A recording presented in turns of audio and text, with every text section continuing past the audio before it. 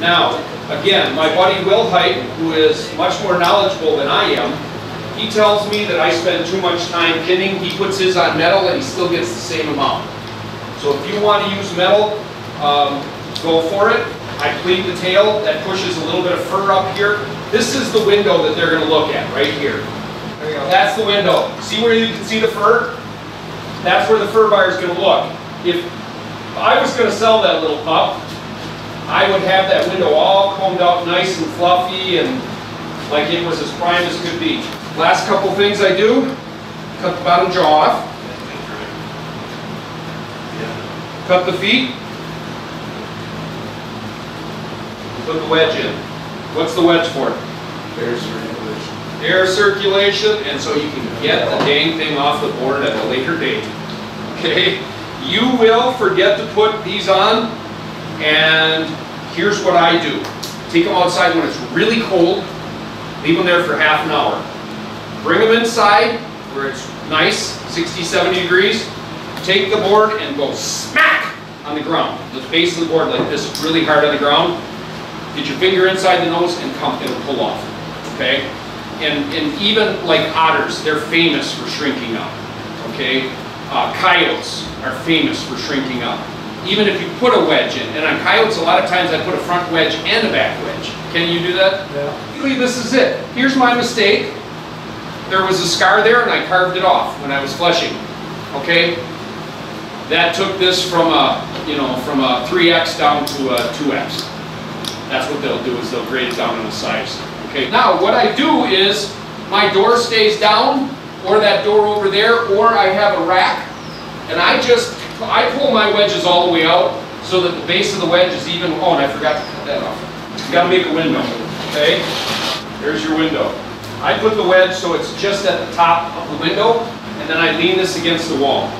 3 to 5 days, depending on the heat and humidity, temperature, 3 to 5 days. They stay on the stretcher or on the board until I need that board a second time.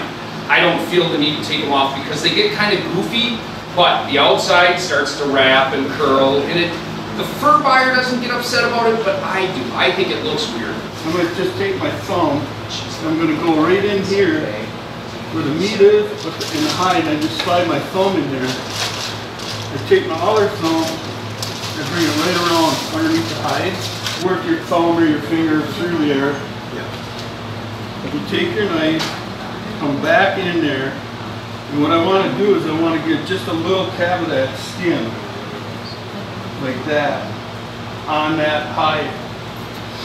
And what that'll do is when we go to stretch this muskrat, by leaving that little tab of skin there, it'll keep that hide from tearing. And I get the rat to there. You want to get it a good couple inches up into that belly right there. Take my fingers and you're pushing your hand right up the rat. You can see my fingers under there.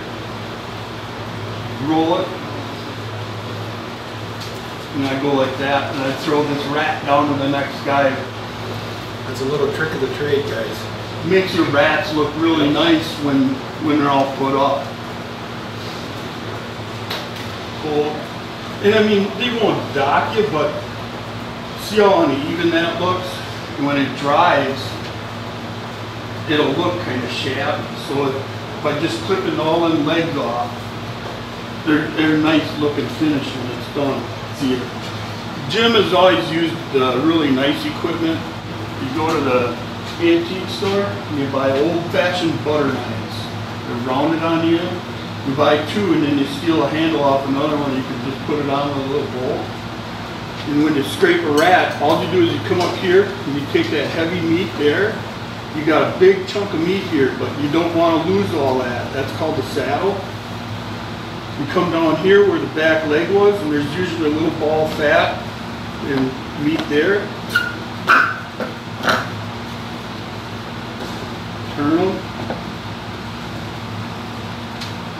Slide them down.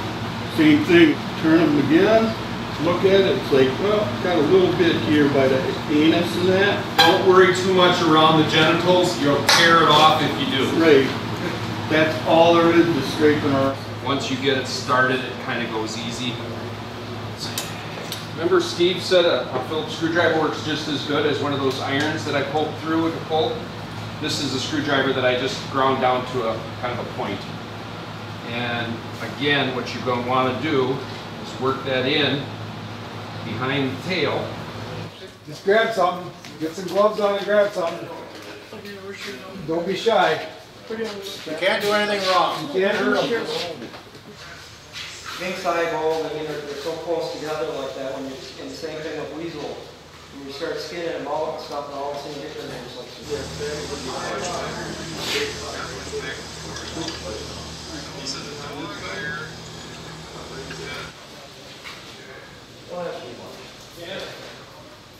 you can actually take it by one and start in this one here.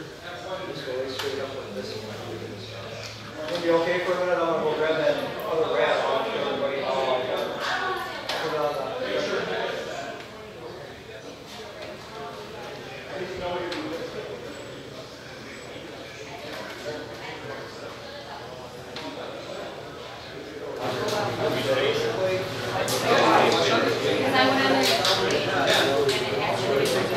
I'll take her up for me. Yeah. That's what I'm guessing, man. So I had to go on my a while. That's what I was going to do, but my internet wouldn't work. Luckily I registered my boat.